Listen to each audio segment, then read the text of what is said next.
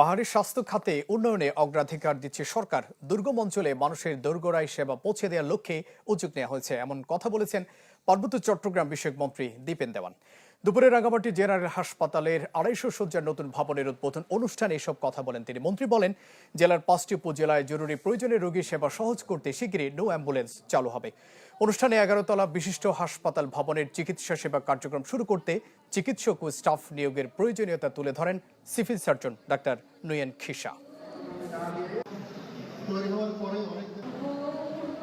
পার্বত্য অঞ্চলের স্বাস্থ্যসেবার খাতে যতটুকু আমরা সেবা দিতে পারি, যেটা আমাদের নির্বাচনী ওয়াদা ছিল সবার জন্য স্বাস্থ্য, সেই ক্ষেত্রে আমাদের কিন্তু অবশ্যই কার্যক্রম থাকবে। আপনারা দেখেছেন যে আমাদের মাননীয় প্রধানমন্ত্রী স্বাস্থ্য কার্ড বলেছেন, ফ্যামিলি কার্ড অলরেডি শুরু হয়েছে, কৃষক কার্ড শুরু হয়েছে। স্বাস্থ্য খাতে উনি বিবেচনা করবেন সেইভাবে।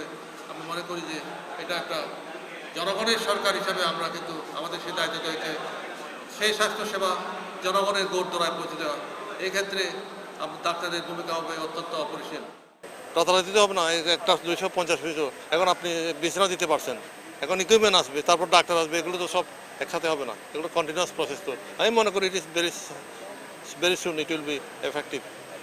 আমি আপনাদের বলতে পারি যে মাননীয় প্রধানমন্ত্রী পার্বত্য অঞ্চলের উনি সব ক্ষেত্রে গুরুত্ব দিচ্ছেন, শিক্ষা, স্বাস্থ্য, অবকাঠামো, সেক্ষেত্রে কিন্তু ওনার অগ্রাধিকারটা এখানে বেশি পার্বত্য থাকবে।